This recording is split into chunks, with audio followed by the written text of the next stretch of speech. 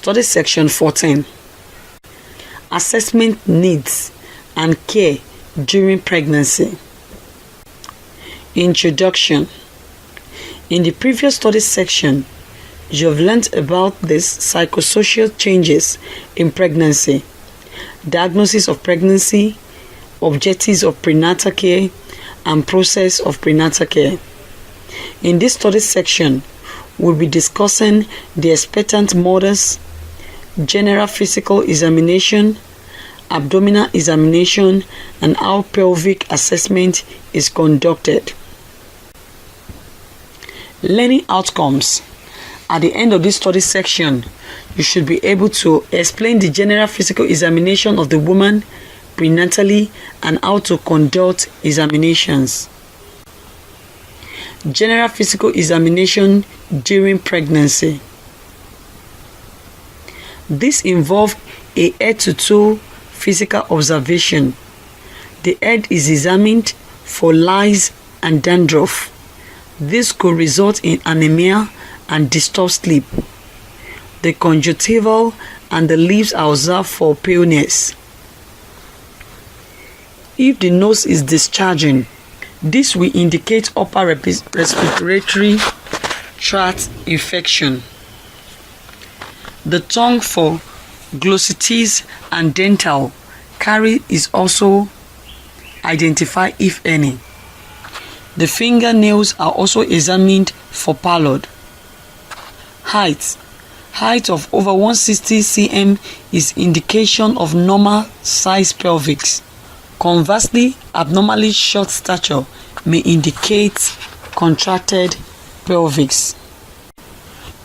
Weight should always be measured during the same scales, and the woman asked to wear similar clothing each time she is weighed. Obesity could be associated with gestational diabetes and pregnancy-induced hypertension, PIH. Blood pressure. Blood pressure is monitored in order to ascertain normality and provide a baseline reading for comparison throughout pregnancy. She should always be in the same position to ensure a comparable reading. An adequate blood pressure is required to maintain placenta perfusion, but systolic blood pressure of 140 mmHg or diastolic pressure of 90 mmHg at booking is indicative of hypertension and could cause damage to the placenta.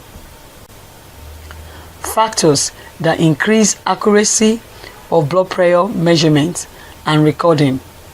Irregular cervix mercury column. Sphygmomanometer should be used. The correct weight of cuffs should be chosen for the woman. Initial estimation of the systolic pressure should be by palpation. Blood pressure should be recorded to the nearest mmHg. Urinalysis.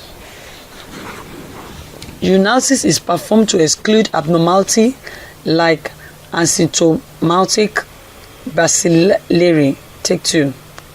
Like asymptomatic bacillary.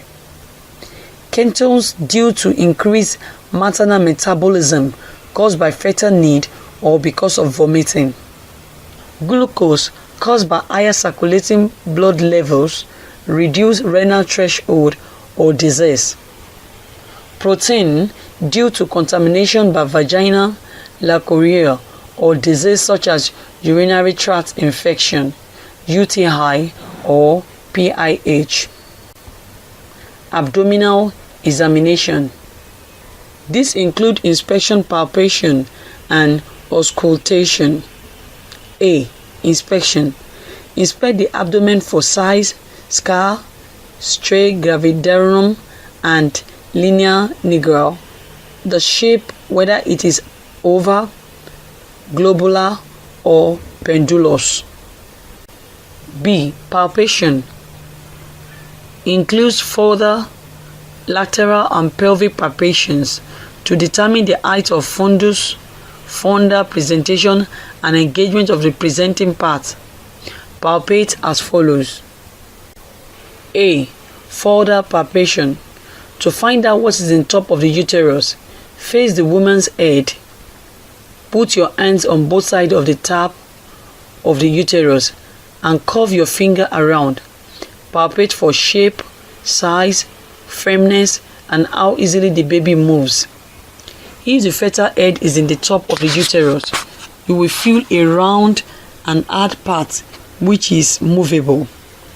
If the buttocks are felt, they will be irregular, bulky, and softer than the head, and the top of the uterus will feel full and not easily moved. If there is a transverse lie, the fundus will feel empty. Lateral palpation. Continue to face the woman's head. Place both hands further down on the abdomen. Push down with one hand, pushing the fetus to the other side of the abdomen. Feel the fetus so that you can tell the parts. Gently move the baby from side to side to more easily tell which side has the buttocks and which side has the arms and legs. C. Auscultation. Listen to the fetal heart rate.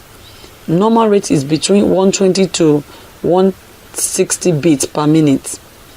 If the heart rate is above 160 or below 120 beats per minute, the baby may be having problems. Aims abdominal examination. The aims of abdominal examination are as follows. 1. To observe signs of pregnancy. 2. To assess fetal size and growth.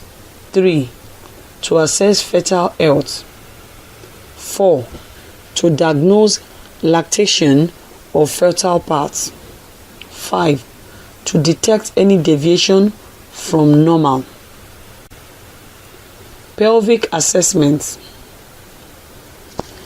Continue to face the woman's head. Have the woman bend her knees. Grasp the part of the baby in the lower part of the abdomen. Ask yourself, what is in the lower part of the abdomen? Compare to your findings of the first palpation. Turn and face the woman's feet. Make sure that the woman's knees are bent.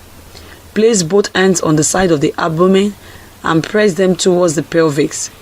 Compare the findings of the other palpation and figure out the presentation.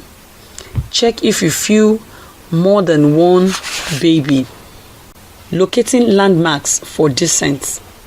Landmarks used in measuring the descent are the fetal head and the maternal pelvic brim. Procedure. A. Stand at the side of the woman. If you're right-handed, stand at the woman's right side. B. Feel the head with your right hand. The head can be moved. When all of the head is felt, it is measured as 5/5 above the brim, i.e., 5 of your fingers can cover the head above the brim. C. When the baby's head is 4 feet above the brim, 4 of your fingers can cover the head above the brim. It is just entering the brim. D. When it is 3/5, 3 of your fingers can still go partially round the head. E. When it is 2 feet above the brim, only 2 fingers measured the head because more than half of the head has entered the brim. You can no longer feel the roundness of the head. F. The head is now engaged. It is almost impossible to move the head. G. When the head is all the way in the pelvis, you cannot feel it abdominally. Study section summary. In this study section, you have learned that 1. General physical examination involves observing the expectant mother's state of health physically and taking note of any deviation from normal. 2.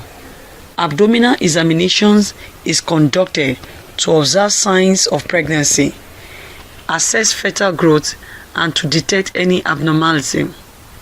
3.